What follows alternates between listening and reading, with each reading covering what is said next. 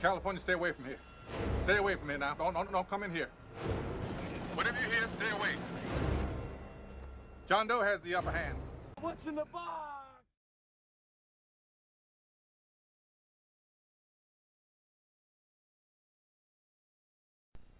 Greetings, everyone. Steve, Paracord Kindness. How you doing today? Hopefully your weaving's been happy.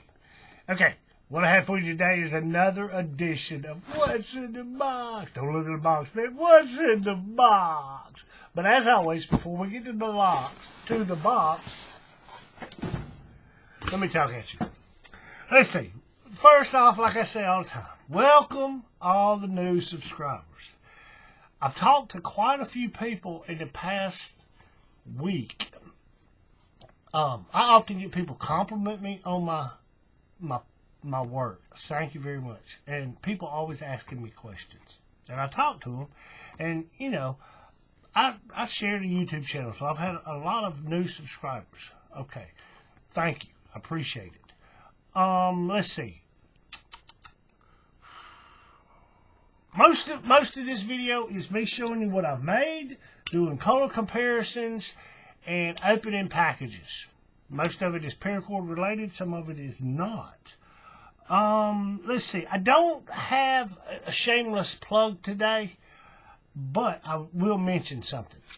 Let's see. This right here is a double wide Widowmaker. Olive drab, gold, and maroon. The maroon is 95, and I did it on a maroon silicone safe lock buckle, tactical buckle, right? There's a tutorial for this on YouTube. I don't have one on my channel, but there's a tutorial for this. I want to say this weave is a Jason Lake weave.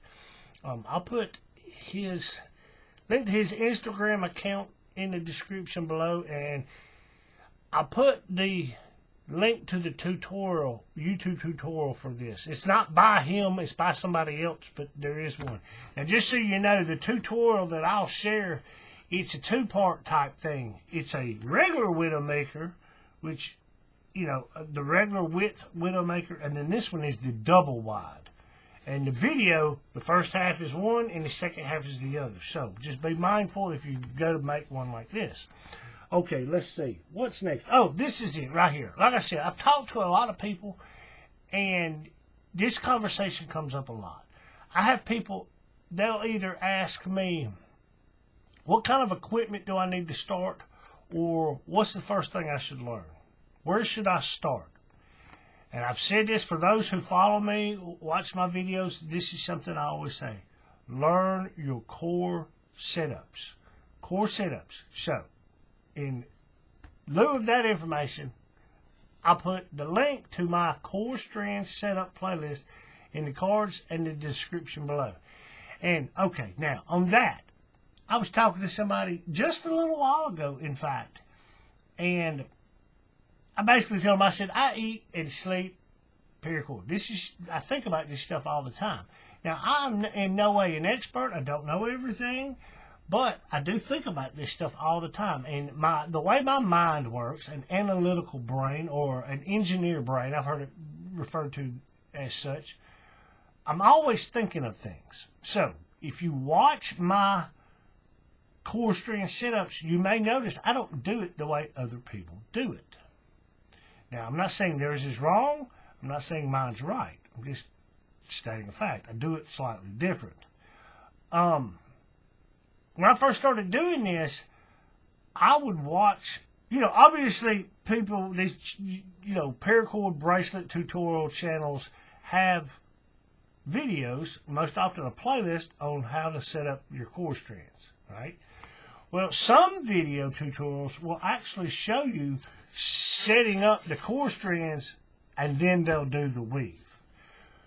When I was trying to learn this, I watched quite a few of the videos devoted to simply setting up the core strands, but I watched a lot of videos where they show the setup, then they weave the bracelet, to see all these different ways people do a 2-strand core or a 4-strand core or whatever. And there's a lot of different ways to do these things, and some of it comes down to personal preference, and some of it comes down to what weave you're actually going to be putting on those core strands. Makes sense? So I watched a lot of stuff, and I kind of came up with, I'm not going to say I come up with my own method. A lot of it is, some of it's directly what I've seen other people do. But some of it I did. I have come up with stuff on my own. But that's one of the first things I would suggest learning. Learning your core strand setups. Because that's the basics. Everything else, you build on the foundation. And, now I know people will watch a tutorial and they'll see it's just for example, a 4-strand core setup.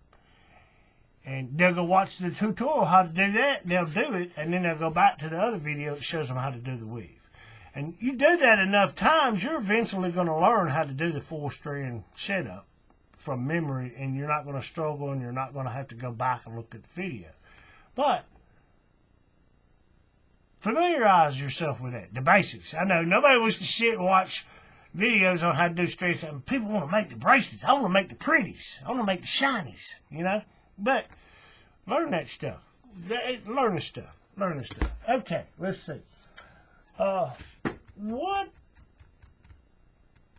have I made? I've made a lot of stuff. I don't remember what I've showed. Like always, I can't remember what I showed in the last video because I make stuff and I'll make one project and then it'll give me an idea or inspiration to make something else. And I can't remember what I showed in the last video, what I haven't showed, or whatever. And some of the stuff I make gets shipped out, customers. I had somebody ask me, this morning, they said, love your work. Is it just you making this stuff? And then what was the last thing they said? I forget. But they said, is it just you? Yes, it's just me. Like I already mentioned, and like I told that person, I eat and sleep paracord. I mean, this is what I do. I'm in a thankful and fortunate situation where I don't punch a 9-to-5 clock. I come out here to my shop and I make stuff, or I watch tutorials, or I'll read something, or I practice. I had somebody, I get this quite often. Everything you make's great. I had somebody actually come out and say it the other day. They said, everything you post is great. And I said, some of this stuff I don't post is me practicing. I said, there's a lot of stuff I mess up. I'll be honest. I don't know how to do everything perfectly, but I practice and I practice and I practice, and that way, when I go to make something that's being posted, most often it's sold already. And by the time I'm confident enough to sell it to a customer, I know how to make it, right? And those are the things that are posted. But the person was like, maybe you should post some of this stuff, some of your practice work. I say, yeah, you might not want to see my practice work. You might lose confidence in my ability. But, I'm just like everybody else, I practice and practice and practice. And I do this a lot of times. I will set up a short version. Like if it's a 4-strand core bracelet, I got a couple of jigs. I'll set one of them up, 3, 4, 5 inches long. And I'll do the weave. And what I'll do is I'll learn the mechanics. And a lot of times I've watched so many tutorials on that specific weave. Before I actually do anything, I do the research, I do the homework, I do the study, right? That way, when I actually go to do it, I'm pretty confident of being able to do it. Makes sense? I watch, I've said this before, and I'll say it again. We all have our favorite YouTube channels, our go-to channel that we go to when we want to learn how to do a bracelet. I get it. But don't always watch the same one. If there's 3, 4, 5 videos showing how to make that same weave, watch 3, 4, 5 of those videos. Watch them and see how they do it. And now the mechanics, the over here, under there, all that's going to be the same. But what you're looking at, what I look at, is how they hold the cord, how they pull it, which direction they pull it, how they tighten it up. The tension consistency aspect of it. I'll say this again, I've said it before, and I'll say it again. Tension consistency. That's the thing we all know subconsciously, but I don't think I've ever heard anybody actually talk about it. Tension consistency. We have to be, in order for your projects to be even down the sides, everything to look even, or neat, clean, and tight, everything to look consistent, you have to not only be consistent in the amount of tension, but also in the direction of tension. The way you tighten up that knot, both the amount of force and the direction you apply that force has to be the same with every repetition, right? It just makes sense when you hear somebody explain it, but I don't think I've ever heard a YouTube channel explain that. Tension consistency. That's the term I call it, right? Okay. Let's see. I'm gonna stop talking. Let's see. What have I made? I showed this. I know because I showed some of this, I think, last week. Well, let's see. Before I get to that, let's see. What do I want to show? I'll show you some of the bracelets I made. Okay, I made this one the other day. Here, let me zoom in. I always forget. Zoom in so people... Oh, wrong direction. This is a King Cobra. I think I showed this one. Yeah, I did show this one because I talked about the back of it. It's a 2-strand core on a double cowhitch 550, and it is woven in 95. What is this? Black, imperial red, and royal orange. It's almost a yellow goldenrod look, but it's an orange. Right? I did this one. Okay, I made another one like this in colors that look great. Don't get me wrong, they look great. People love these colors. I did it on a brush brass metal safe lock buckle, tactical buckle, and the inner Cobra, or it's midnight blue 2-strand double cow hitch core, and the inner strands are gold and smoke gray, and the outer Cobra is midnight blue. Is that what I said the core strands were? Midnight blue, right? And those colors just look great together. They just look great. There's the non-display side and the display side. And I use those terms on purpose. Most of the time you'll see front or back, or top or bottom. Well, that can be confusing. This could be the top, and that could be the bottom. You could call it the front or the back. But also, the top, this could be the top, and this could be the bottom. You see where the ambiguity or the confusion could come in? Hence why I call it the display side or the non-display side. Display side is what you're going to see. The non-display side is what you don't typically see. That's where you do all... Like I said, somebody said something, they said something, some of the material I'll show you in a second. They said, I love the fact that you show the back of it. Because the back is where, and I said, yes, the back will show, the back or the non-display side, that's where the truth is. That's where the truth is. How they've done their cut and burns. Are there cut and burns on the front, on the side, or do they hide them on the non-display side? You know, all the dirty little secrets are on the non-display side. See what I'm saying?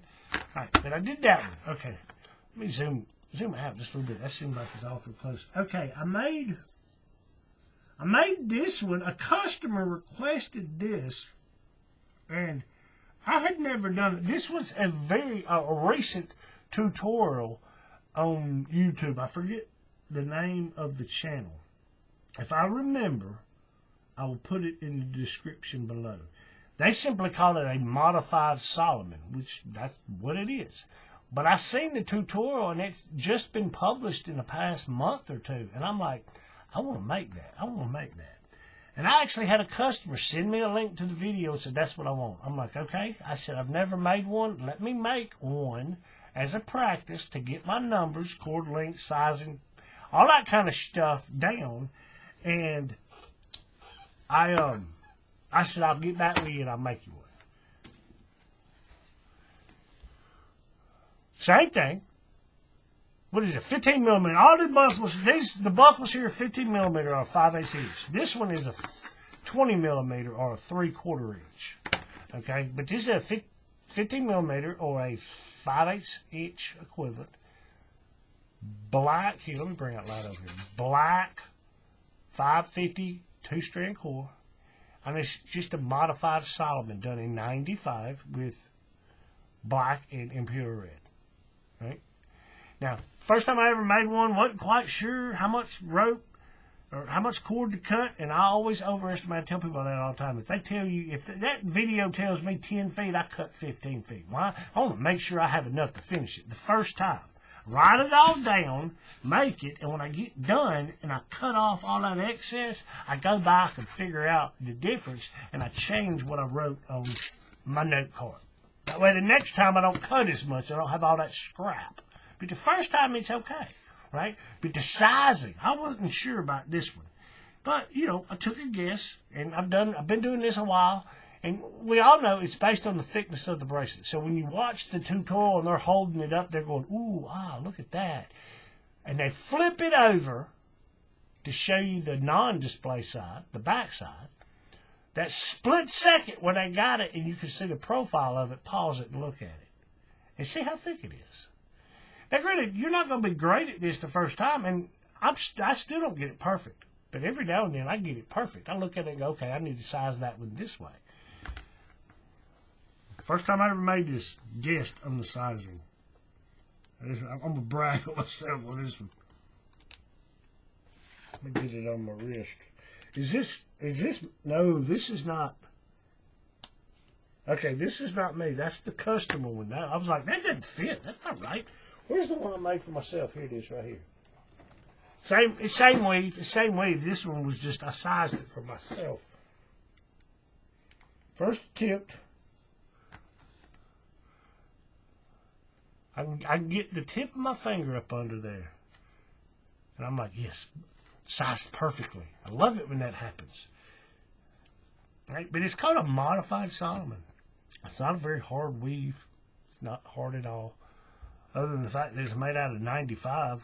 Therefore, smaller, thinner cord. Therefore, more knots. Therefore, it takes you a little bit longer.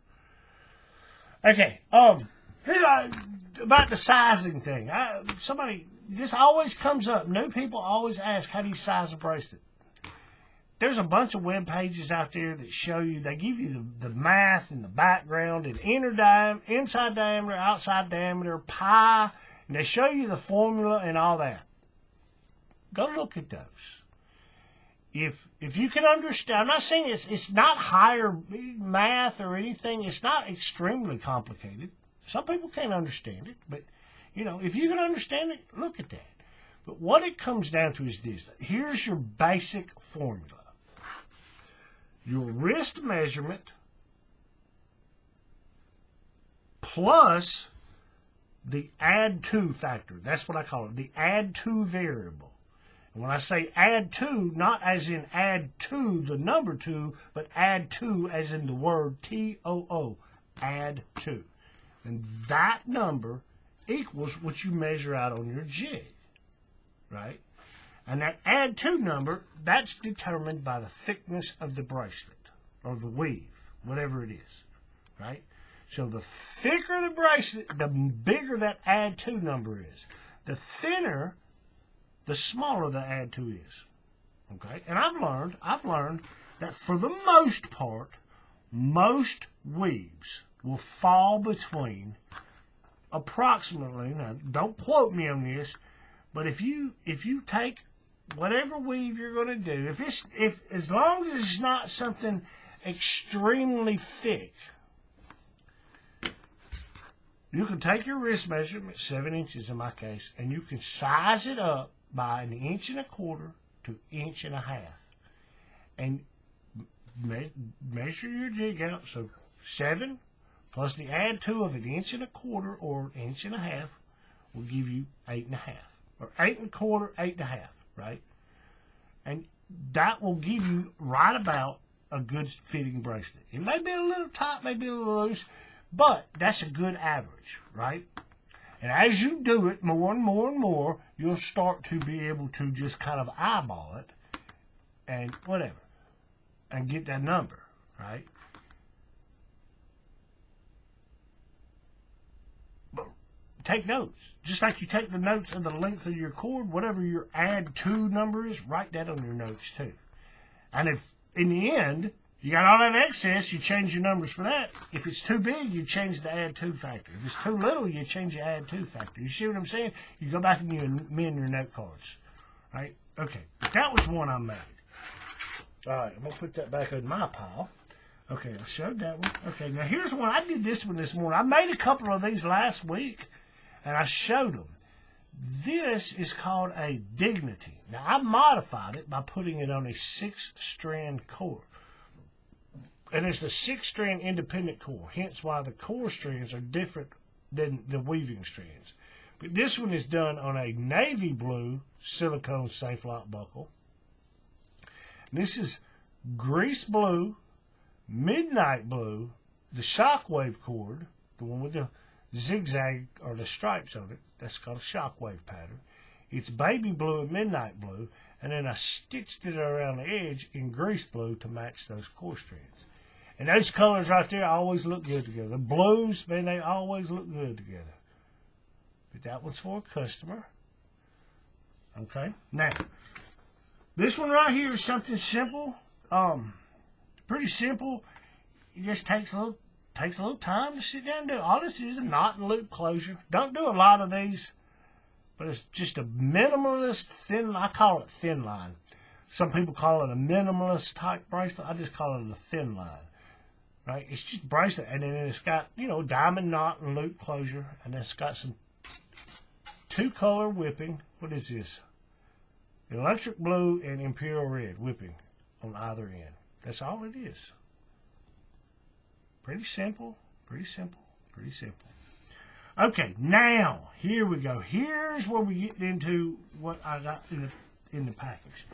Let's see. Y'all seen, I've showed this. I keep this one on my desk because this one I think looks really well. It's not a very practical to wear because of the big old bead. Little Celtic shackle with a very tiny hole that you can only fit one cord through, so you're kind of restricted to what you can do with this. But what is this? A stitched, modified, sanctified covenant. Jade green, silver gray, and passion pink. And I put this dragon head bead on there. And it's secure. I've showed this one before, but I really like these beads. And I ordered, they've got them in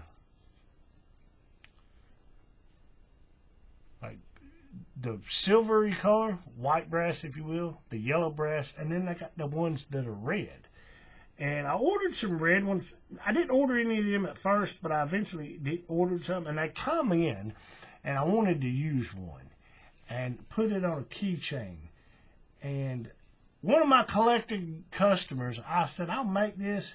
He's not a fan of the red looking beads or the color red. And I was like, I'll make it, and if he doesn't want it, I'll put it in my collection. And I made it, and I said, do you want this? What do you think? He said, man, if you made that for yourself, keep it. He said, but if not, yeah, I'll buy it. It looks really good. I'm like, okay, but I'll show you. Oh, wait. Before I get to that one, I'll show you the other one. This is one of the beads he requested. And I did this one. That thing turned out really good. I don't think I've showed this one. But it's like a Mayan motif. It's got a face on both sides. But got your gold, your yellow brass thimble, and your yellow brass bead. What is this? Stealth olive. The basic Turks Head knot here at the top and the bottom is moss, and then it's a 3-strand ring bolt hitch is what it is. It's olive drab, moss, and ochre yellow, right? Which kind of has a green look to it. But that one turned out really nice, okay? Well, I did that one, and I was like, let me see if I can't do, instead of just your basic Turk head, which I'll go ahead and tell you, and that's why I'm going to say this. Turk head knots, gaucho knots, fan knots, herring, hunter knot, all that stuff, that is not me. That is not me. That is something I am not able to do. I've tried and tried and tried, and I just can't do those things. It's hard to... Maybe I need to try the Don Barros method, his mandrel. If you know who he is and what he does, you'll know. Most of the time, you'll see the tutorials, they'll use a mandrel and they'll wrap the cord over and under as they go. Don Barros, who wrote the Turks Head Cookbook, he uses, I don't even know how to describe it. It's something you could make. It's just a little square piece of wood, and it's got holes drilled in it, evenly spaced, and you can put the little pegs in it, and that's what you would use to wrap around. Something like this has got collars.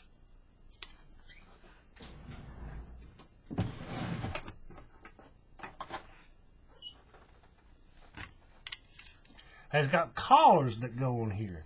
And you use little set pins, or set screws that have a hole, an Allen head hole in it. And if you look, you can see that this row of holes here has more than this one, right? I forget the exact number, but basically you put your little set screws, when you get the formula for the knot,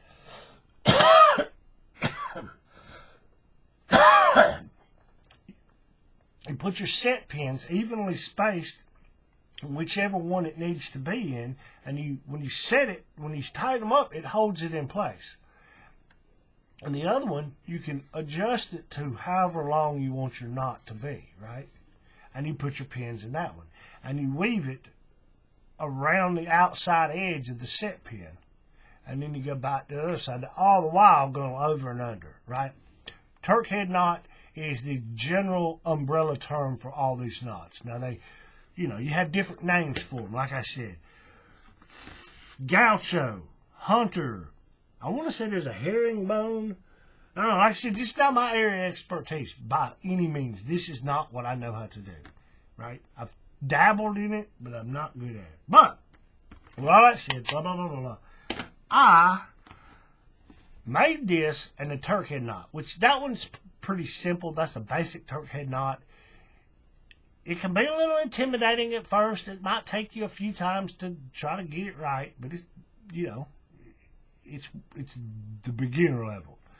But I was like, I wonder if I could step that up to like the next level up. A Spanish ring knot is what it would be called.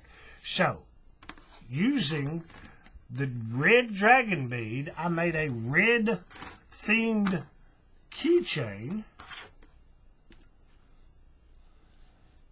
And that thing turned out awesome. I like red. But it's the same thing as this one, right? This is maroon.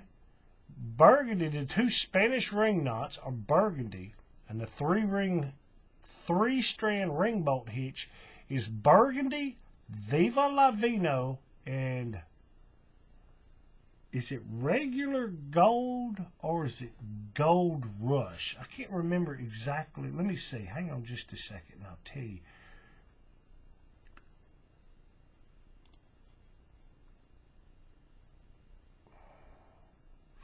Oh, wait. Hang on. Give me a second and I'll tell you.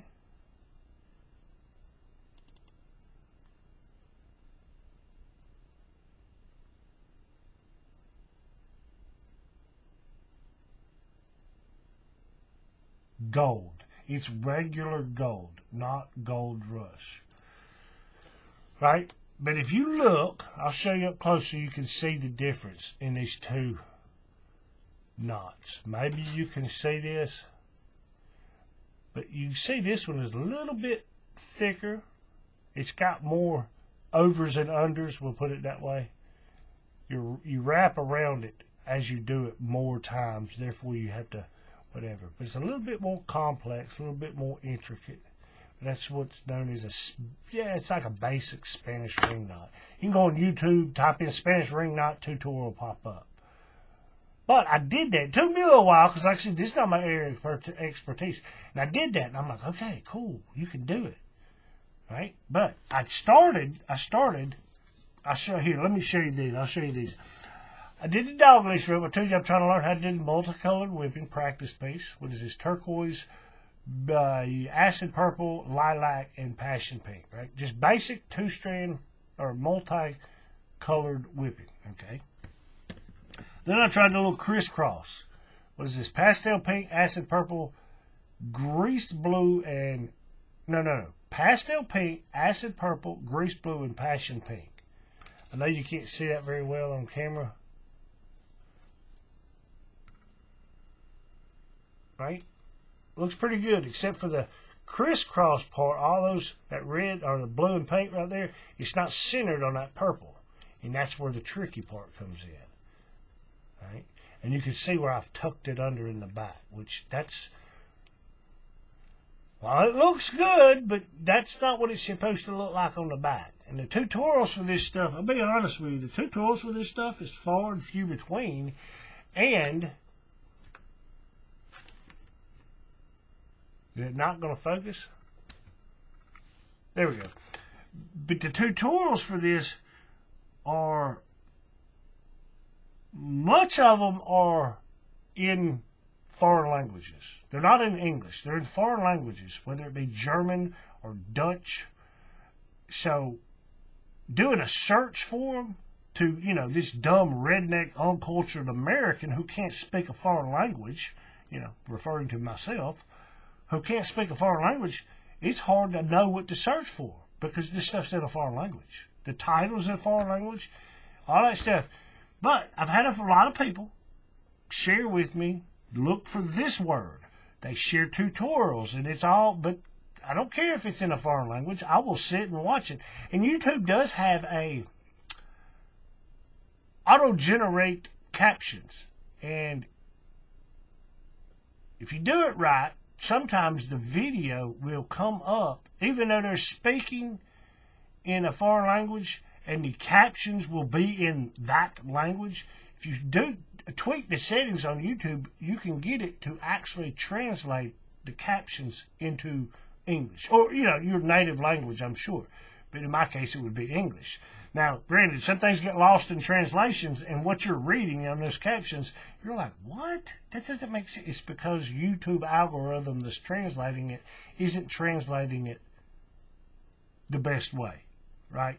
So, but it is a useful feature. It may not be perfect, but it is useful. Right? Okay, so I did that one. Then I did this one. Black, turquoise, and what is that? Charcoal gray. And those colors look really good together. Everybody says, oh, colors look great. Yeah, guess what? Those were scrap pieces. I didn't choose the colors chose me. But this one is done, and it's got this, where the ends are, you wrap them around back through, and the way I did it, I don't know how people do it, the way I did it is I put a knot in it right here, and knotted it on itself and did a cut and burn. And what that does, one of the girls that I look up to, that does this is what she told me. Where's the first one I did? If you look on this one, when you do this multicolored whipping, when you go from the purple to the lilac, you can see the little indentation where the colors change. She said if you line those up perfectly and you come back and you do this little piece across there, it will hide that. Now see, it's kind of off on this gray right here, but for the most part, I did a pretty good job with it. See what I'm saying? There's a little, where the color changes, that little indent, where one color stops and the next one starts, that piece will cover it up.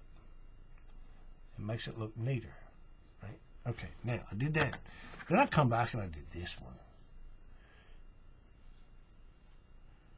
And that one turned out a little bit better with trying to hide the back side of this. I still hadn't figured out how to do that. correctly. I say correctly. I figured that one turned out pretty good. It's spaced pretty good. Colors look good and all that. Okay, well, I did all those as practice pieces. Then my camera's not focusing again. There we go. Then I decided to come back on this little ring bolt hitch thing. I said, let me try this. I made this one. This is the Spanish ring knot done in 550. And this is, what is this? Black polypropylene 10mm dog leash rope. Imperial red 550. And this is 95. What is this? Imperial red.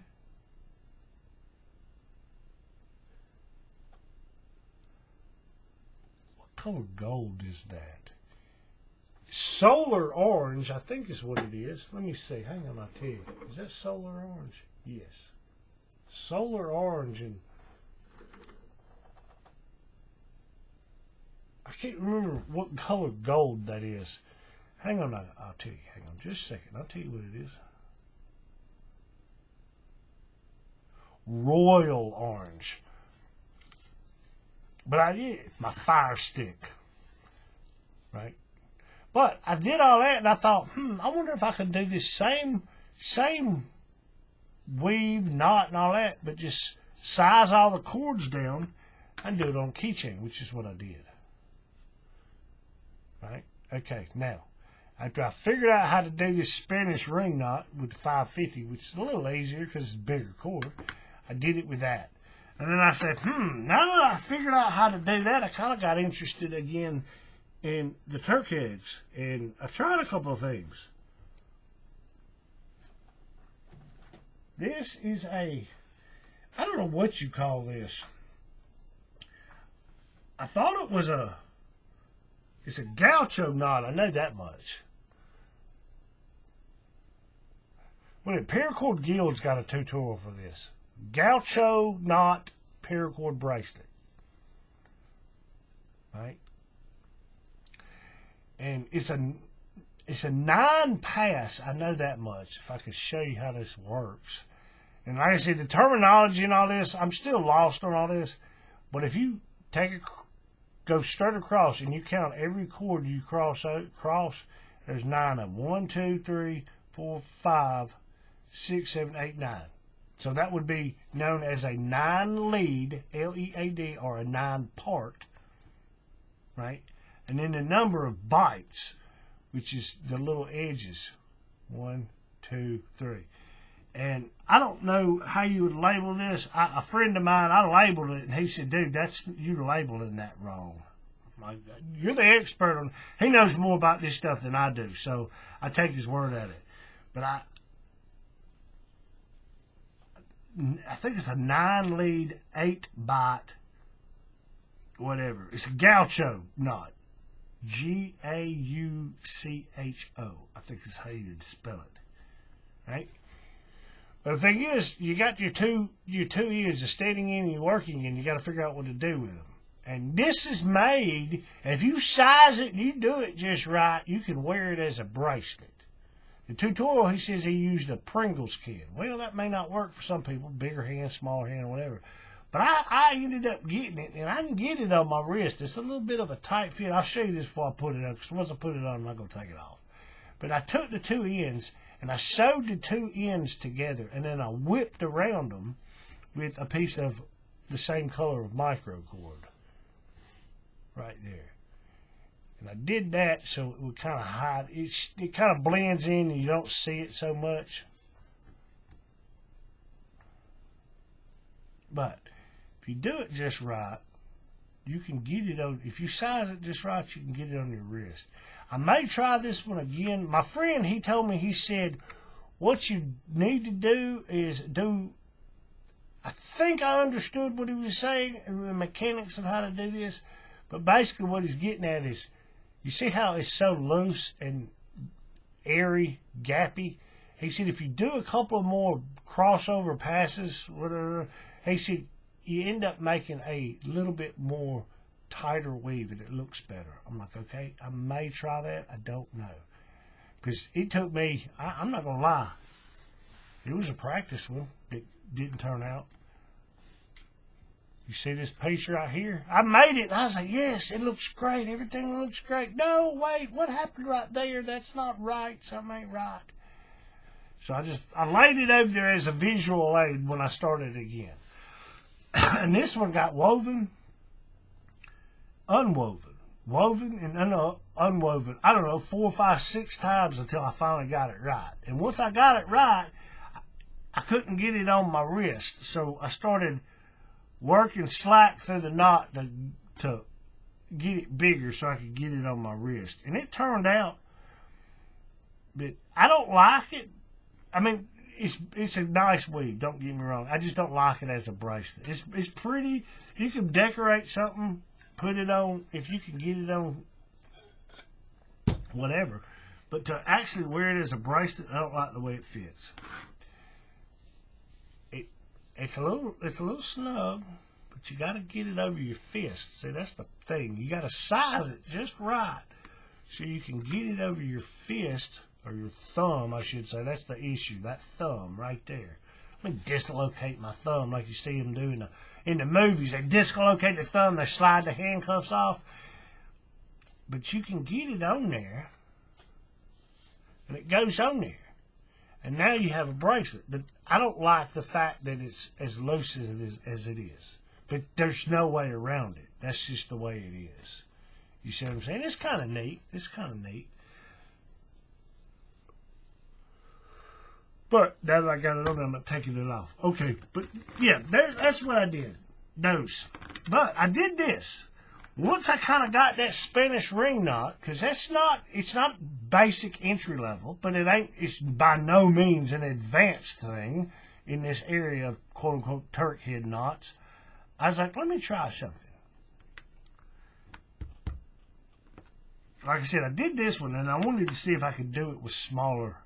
Make this same weave and all that, just step down the cordage size in order to make a keychain. And I did, and it looks good.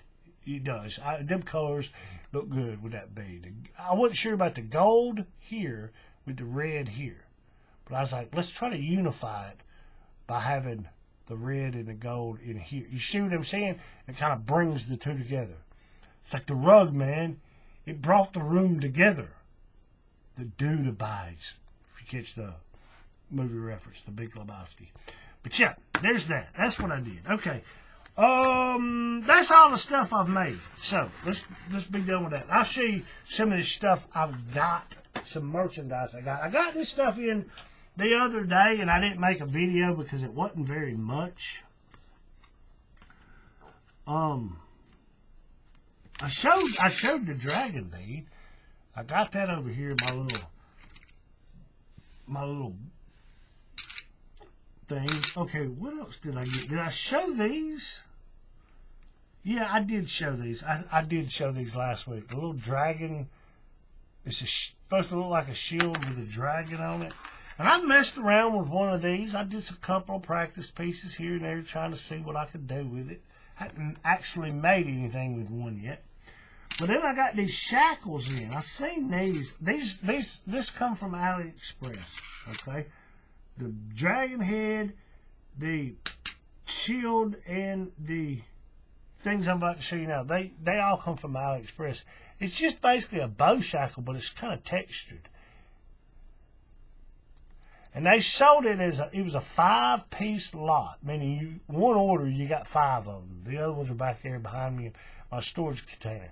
But I was like, let me order those. You know, that's kind of neat. It's a little bright. And the threads are a little tight right there in that spot. But no problem. But those are okay. But I also got this. This one is more of an antique brass.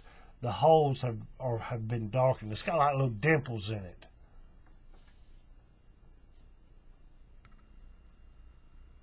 You know what I'm saying? And they're darker. And that one looks pretty good. That one looks pretty good. It was the same way. It was a 5-piece lot. One order, you got 5 of them. And I ordered those. I think that was it. Okay, now, for all that, let's get all this stuff right here out of the way, because we're about to have a mess on our hands. Okay, let's back out. Okay, last week, you saw, see, I'm trying to learn how to do this, right? Right? So you got to have swivel eye, lobster clamp, carabiner, snap, crackle, and pop hooks to go on here, right? And end caps and O-rings and stuff like that. Right? Well, that stuff can be hardware. We all know the hardware is what costs the money. The cord doesn't cost that much. When you sell the stuff, it's not so much the cord you're paying for.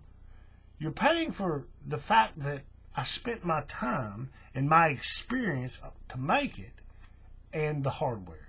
Make sense? Okay, now, that's it. I ordered some end caps and some O-rings last week. And I had... I'll show you. Let me show you. Here's what I ordered last week. My storage containers finally came in. So I got a bunch of end caps. I got some more in the package today. And I got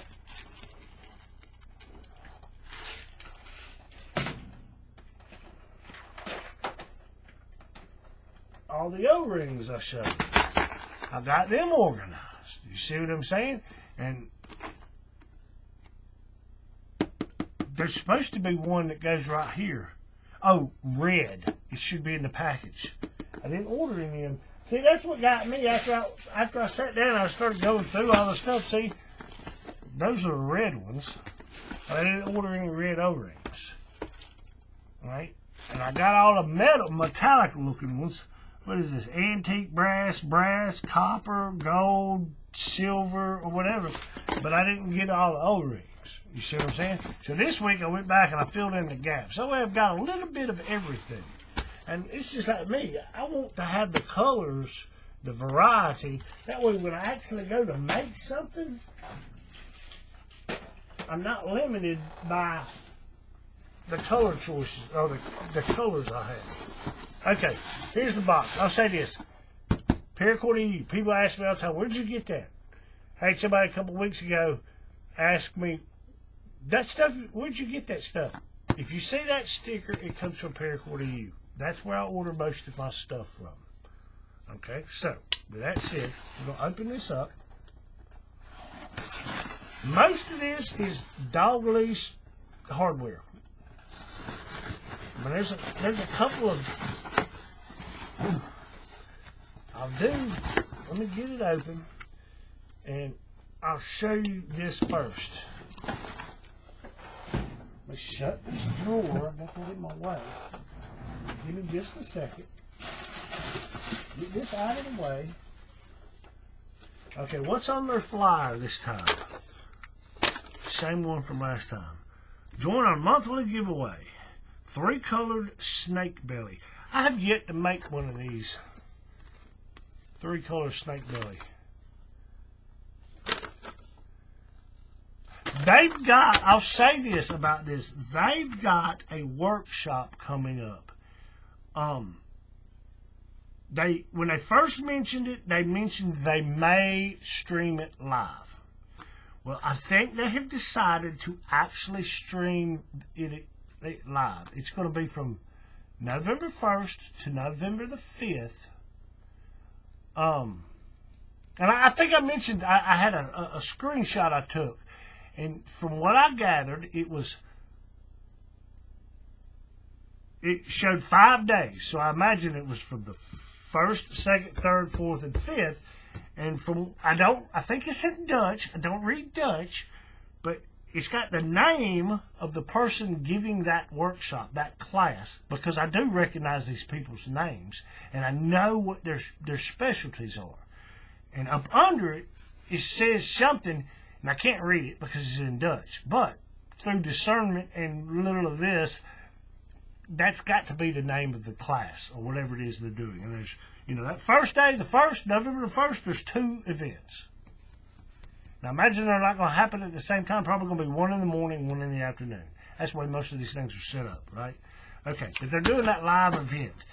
Paracord, you can go on Facebook, Paracord EU Makers Community is their group. You can do a search for it. It should come up. Join the group and look at their events section. Now, granted, it's most likely going to be in a foreign language. So most likely not going to understand what they say, but if it ends up on YouTube, hopefully, auto-translate. Maybe, you never know, maybe, not to sound arrogant, but most people around the world can speak English. Most of these places, they can speak English. Only here in America can we only speak one language, Some of these places in Europe, these people speak 2, 3, 4 languages, and most of them can speak English. So they may have a translator. They may do the class in English. I doubt it, but we'll see. But I'm gonna see about going to that. And the time difference. There's about 8 or 9 hours difference between here and the Netherlands, which I think is where they're doing it. It may be in Belgium, which that's even more of a time difference. It doesn't matter. I will adjust. Okay, with that said, let's get that out of the way. Ooh, wait a minute, that's my invoice. Okay, the first thing I'm going to show you is some regular paracord I got. Okay? Because I'm going to do a color comparison. Charcoal gray. We all know this color. You can get it. This is what? Micro cord. I needed some. I'm getting low. And I use it quite often. And then this is type 3 550, right? And I ordered them. Not quite out of either one, but I like to order them before I do run out. So, there you go. Charcoal gray. Now, with that said, let's show you some grays. Some color comparison on the grays. Because I have quite a few of these. I just throw them up here and let you see. I'll tell you what color they are. Okay. This is all Paracord EU. This is American. Now, they're the same color. Yeah, it's the same color. It's all the same color. Right? These are micro. This is 550. Okay, now let's see. I'm going to go from the lightest type gray down to the darkest, which would be black. This is silver gray right here. Here, let's zoom in. Let's zoom in so you can see this. That's silver gray. The next up in darkness, I guess, would be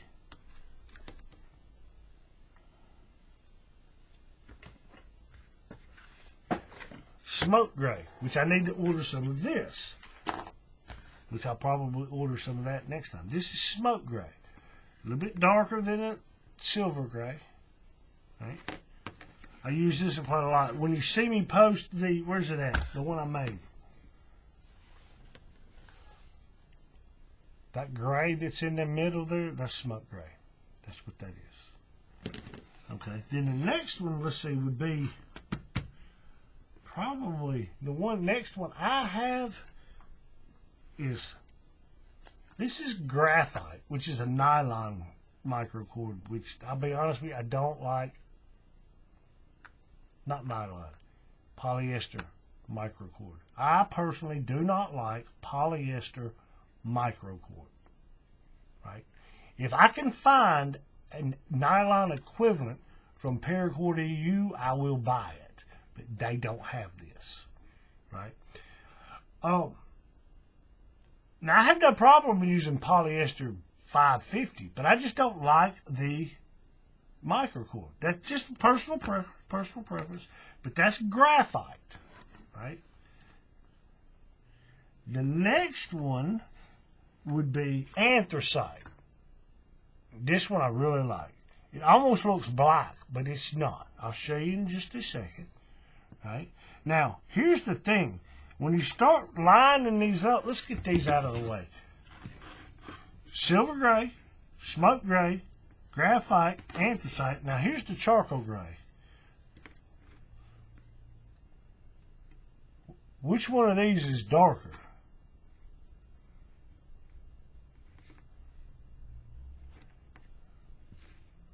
It's kind of hard to tell. Honestly, on camera, I'll be honest with you. On camera, this graphite looks darker than the charcoal gray. But to my naked eye, it's like they're almost two different types of gray. So it's hard to say which one's darker and which one's more shaded and which one's more tinted. Shade means it's added black. Tint means you've added white, right? Lighter or darker, basically. Silver gray, smoke gray, graphite, charcoal gray, anthracite. Now, black. If you look, you can see that there's a difference between these two. If I hold them up here like this, you can definitely see it. Right? Now, there is a color that Paracord EU makes that's in between these two. They don't make it in a microcord. They don't make it in any size but Type 3 550. It's called blackish gray. And I use it every now and then. Hang on, I'll show you. I got a piece right behind me that's got it on there.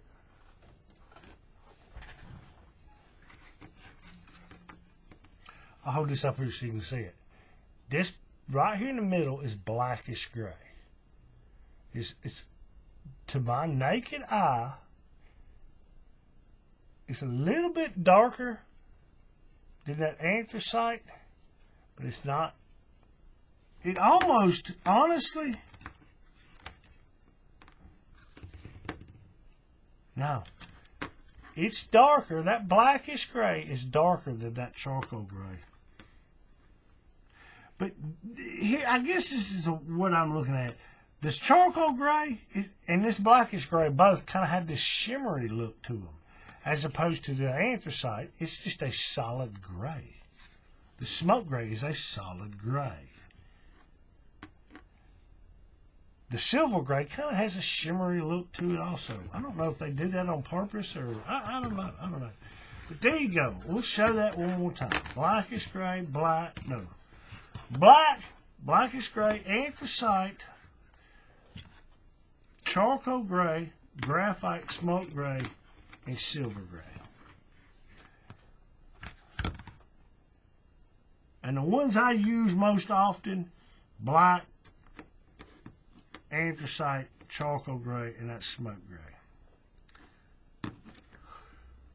They look great together. Let's see, I've got a bracelet over here that's got, what is this? Black, anthracite, and charcoal gray. Don't ask me what weave this is because I don't remember. This is it's a Sato Garcia weave. Is it I can't remember who it is. Hang on, I'll tell you the name of the weave. Give me just a second. Let me look. I got all this information stored on my computer, and I know where to look to find out. Let's see.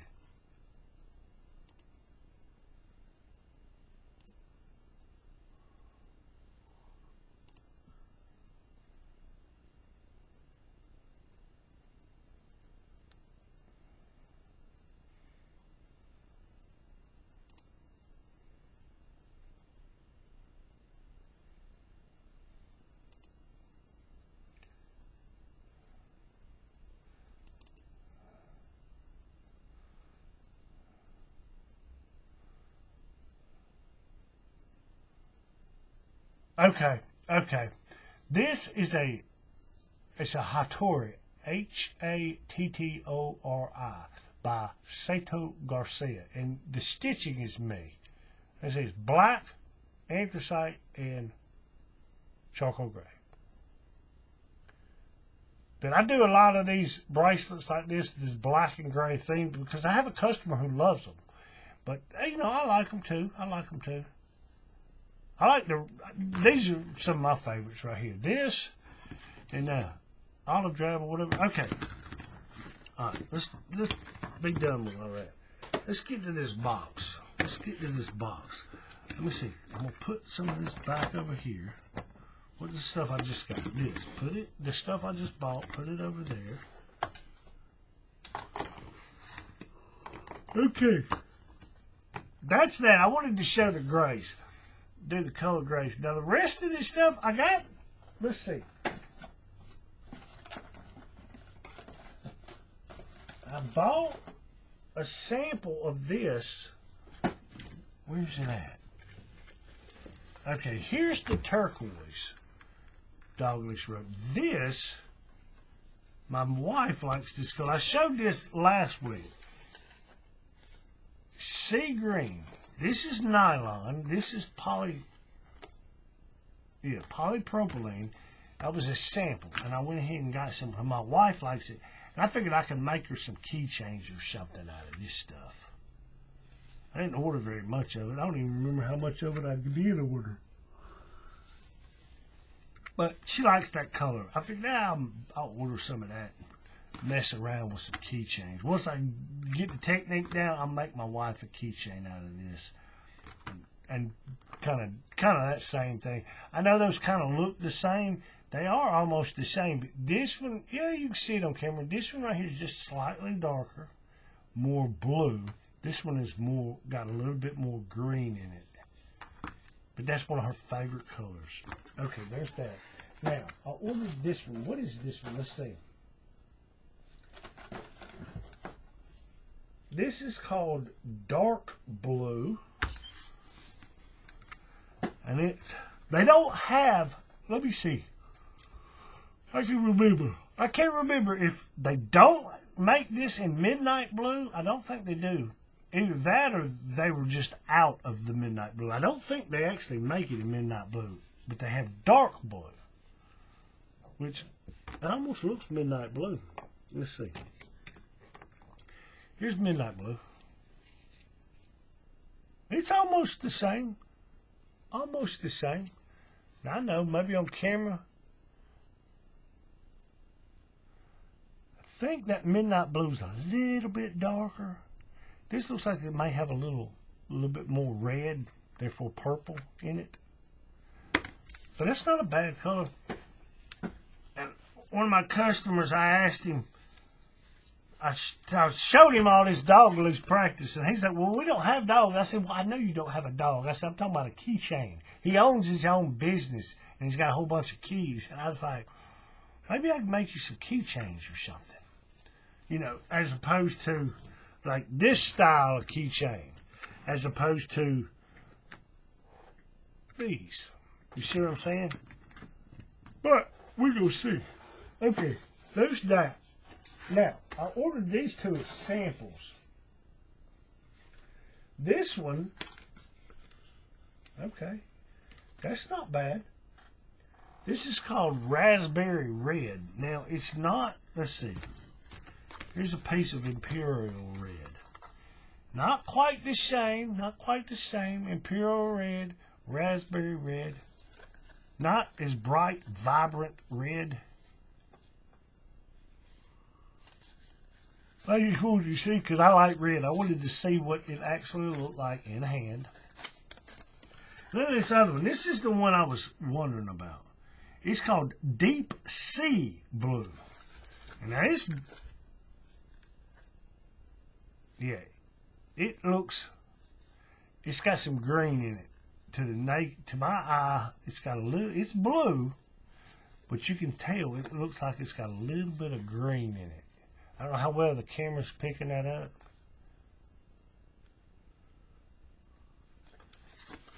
Okay, there's that. There's all those. Okay, now everything else is hardware.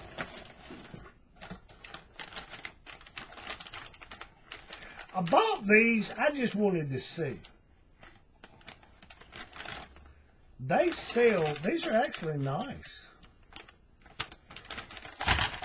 Oh, where'd my, hang on.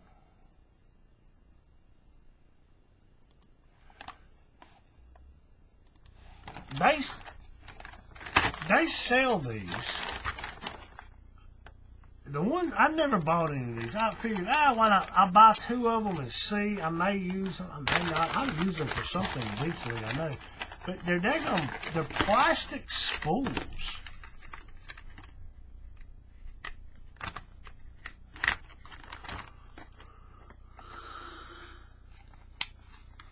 Oh, gosh. Did that lock in there? Oh, you can get it back out. Not the easiest thing, but you can get it back out. I didn't know it was going to lock into place when I did that.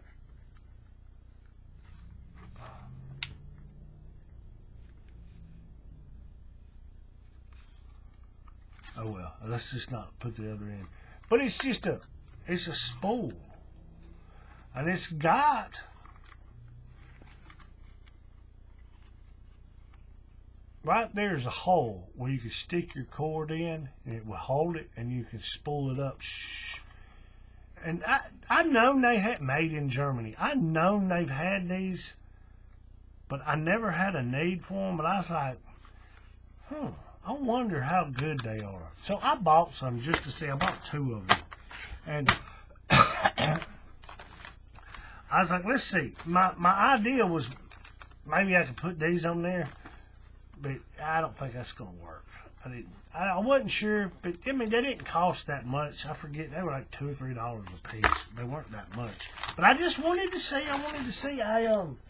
I'll put them over there. They'll get used. I've got a bunch of spools that I've bought in the beginning, and I spooled it up, the cord up myself. And once it gets empty, I stick it back over there in the pile of empty spools. And if I need one, I have one. These will just go in the pile over there. I didn't realize that thing had.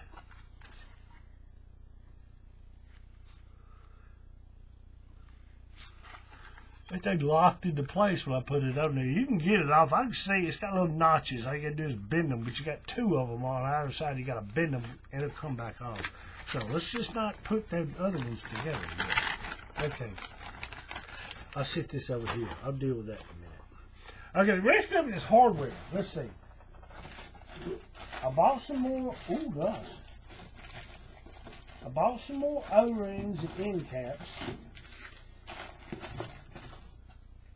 Just different colored end caps. I got a couple of these. Are some more blues. Here, let's zoom in. I figured I'd some more of the blues. These are, I think those are pearl nickel is what they call those.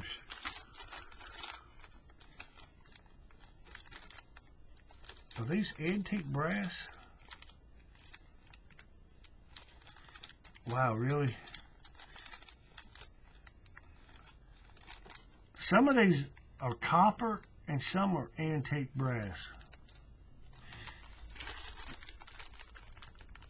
What are these? What do they call this stuff? Neochrome? Hang on. That.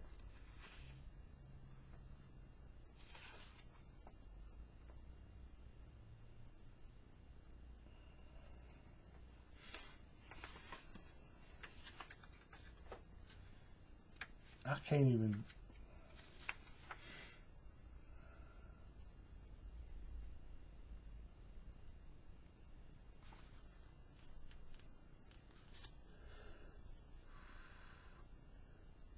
Okay, yeah.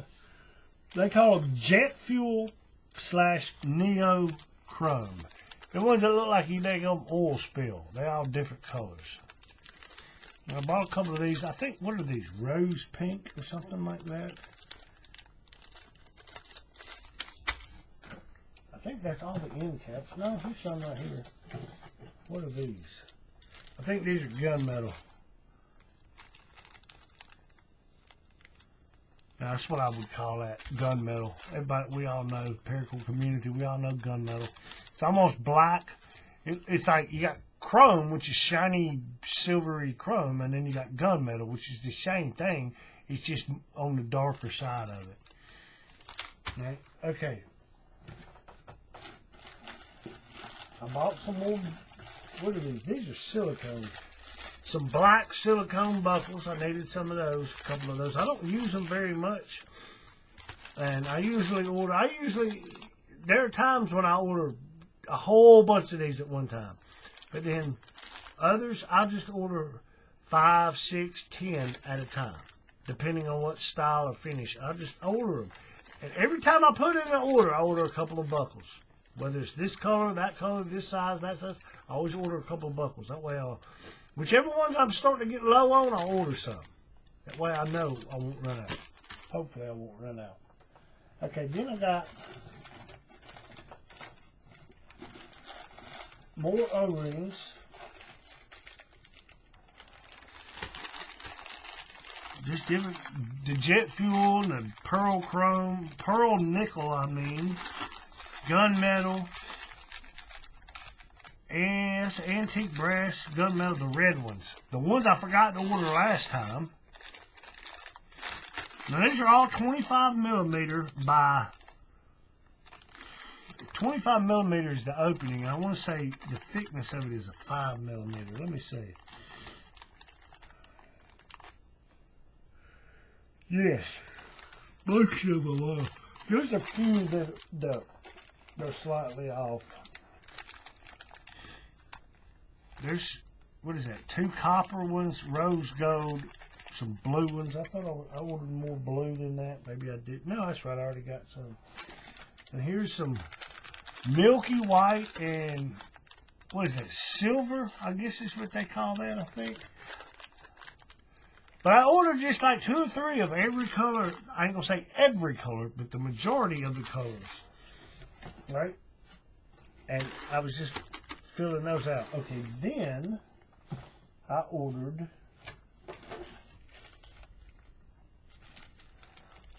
what do they label these things as? Now these are the ones that are expensive. These O-rings, they're not that bad. These are like pennies. I ain't gonna say pennies. These are less than $1 a piece for each one of them. They don't cost much. The O-rings, they're a little bit more expensive, but these, what do they call these? Swivel eye clip carabiner things.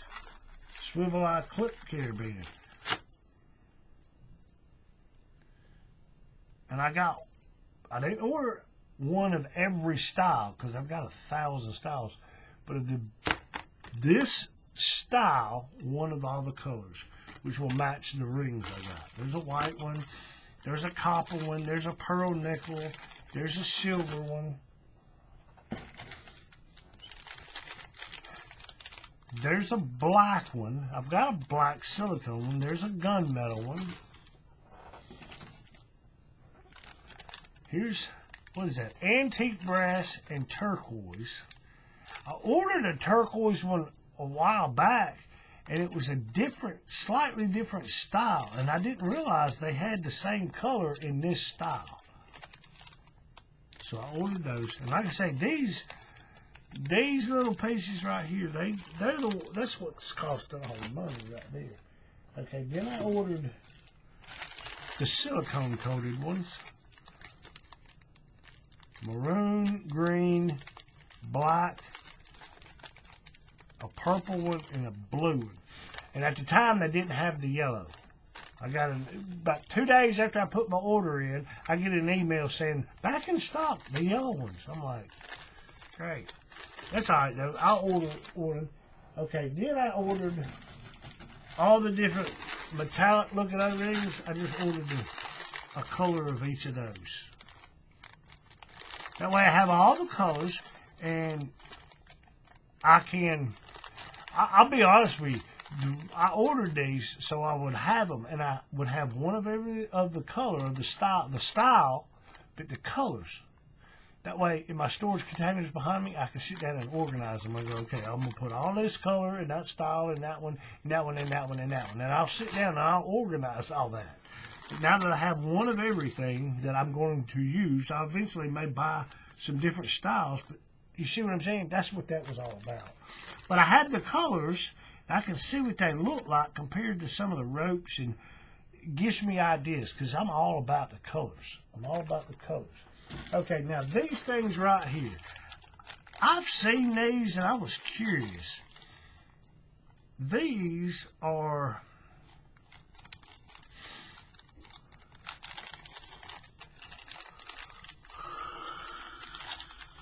what this is.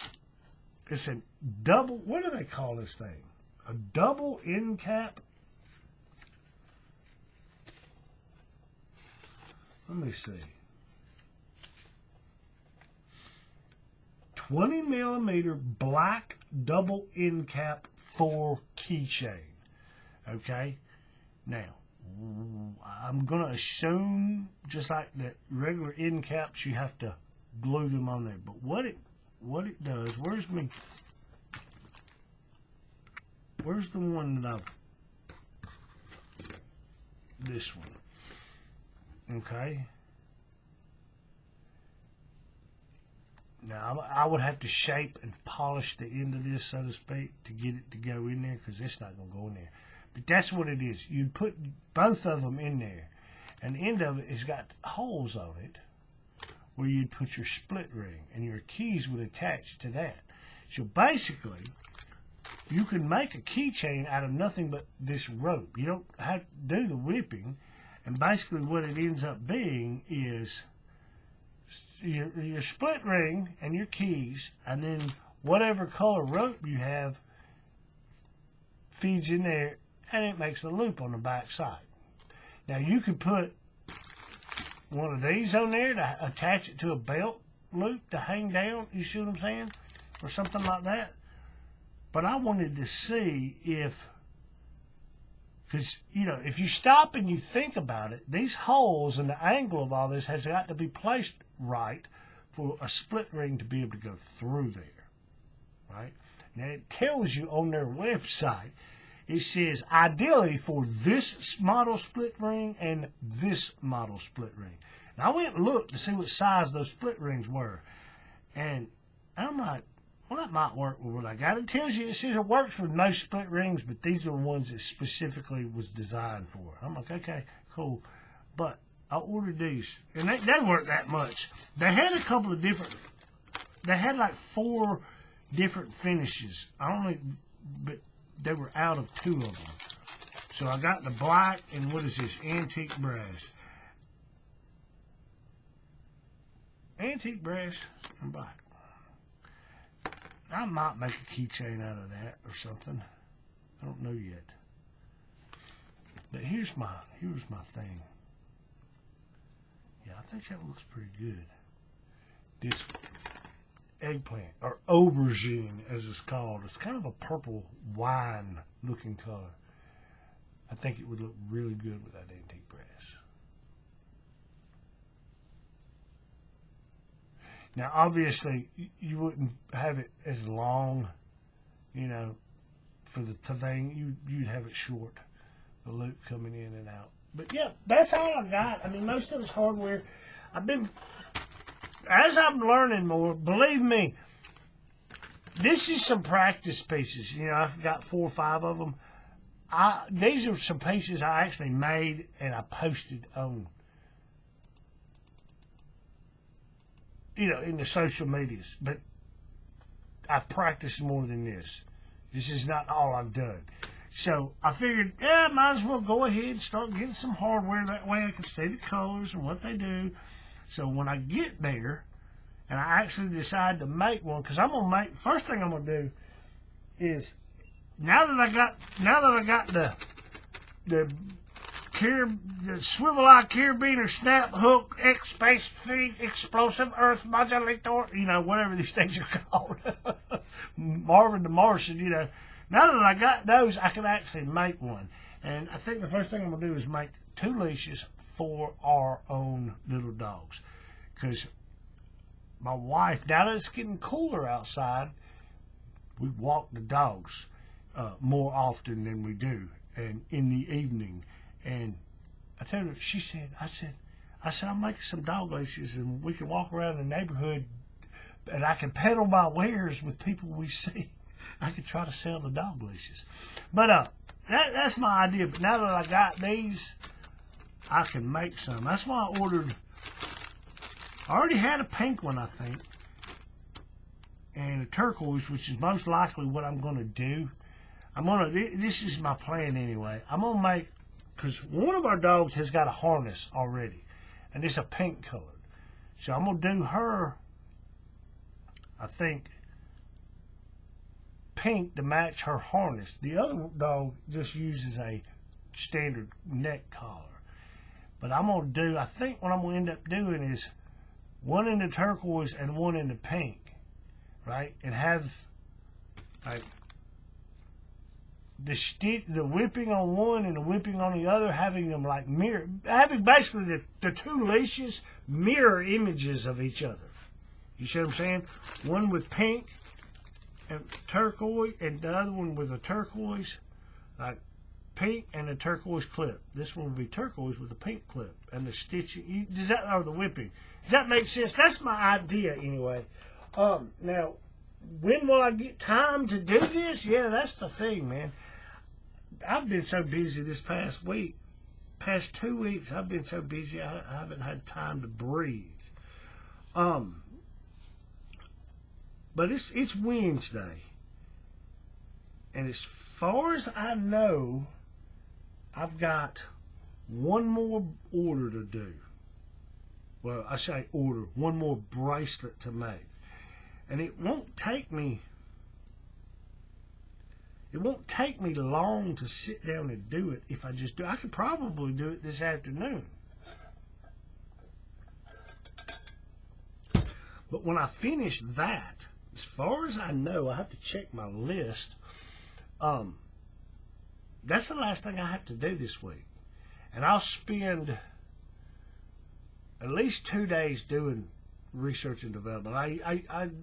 I try to do 1 day a week on research and development, whether it be dog collar stuff now that I'm into that, or I didn't show this, did I? I forgot to show you this. Where's the thing at? The little Spanish ring knot. After I figured out how to do that, the Turks Head Knot, I'll spend some time trying some of that stuff. I got a book I ordered a while back, and I've read through some of it, but it's like a complete whole foreign language, right? And I've got some stuff on my computer. I'll try to look through that, and I may try some of that. But what I was getting at is, once I've kind of figured out this Spanish ring knot, I've been wanting to do this for a long time. I finally did one on my knotter's tool. Now these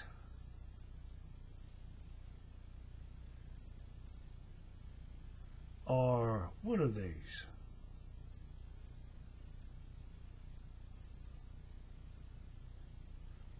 It's a 5-part or 5 lead. Let's see.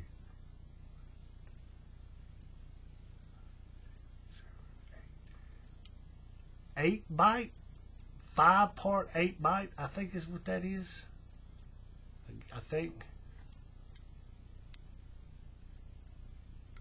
But I ended up doing one. I was trying to make one as a ring to fit my finger. I made it, and I made it, and I did it, and trying to size this thing for a finger, yeah, that wasn't the easiest thing. But I got those on there, and I was like, let me see if I can't make one for a ring. Well, yeah, I've seen it the whole time I've been wearing this thing. Initially, I was going to make it as a thumb ring. Well, it ended up, yeah, that didn't work. Which is so ironic. I was trying to make it for my thumb, but it doesn't fit my thumb. The only place it would fit was on my pinky. Right? I thought, well, maybe I can... Yeah, if I put it over there, I don't think it's going to come off. And I'm right-handed, so that hand, most of the time your dominant hand is a little bit thicker, wider, the wrist is big. It's because you use it more in your muscles. But it won't go on this one either. I'm scared if I put it on there, I'm not going to be able to get it off. And I don't like it on this one,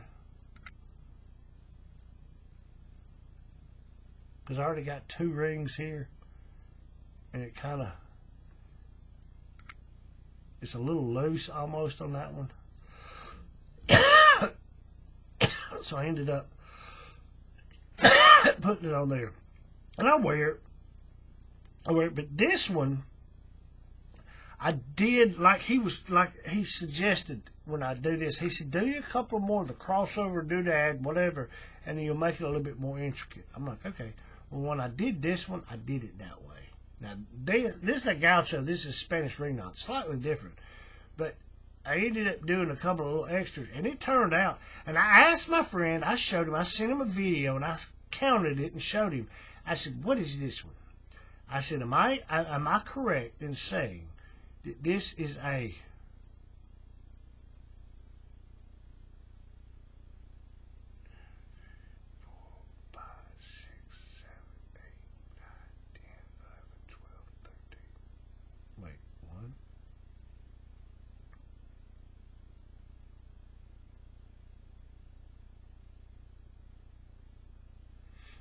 It's a 5-part or 5-lead, 13-bite Spanish ring knot. I counted it and all that, and I was like, okay, that's what it is. And I went and asked my friend. I showed him a video, and I counted it all, and I showed him everything. He said, yes, that's what that is. It's a 5-part, 5-lead, same thing, 13-bite Spanish ring knot. I said, okay, cool. And that actually fit. I was making it to fit my thumb, which that didn't work out, but it ended up fitting my pinky, so there we go. But that's what I got this week. You know, it's a bunch of hardware mostly. It's what I ordered. I got, let's see, what else? I got some stuff I got to order. I got to get me some more because I use these so much. Smoke gray, or anthracite and smoke gray. Anthracite, I'm getting really low on that. I need to order some of that.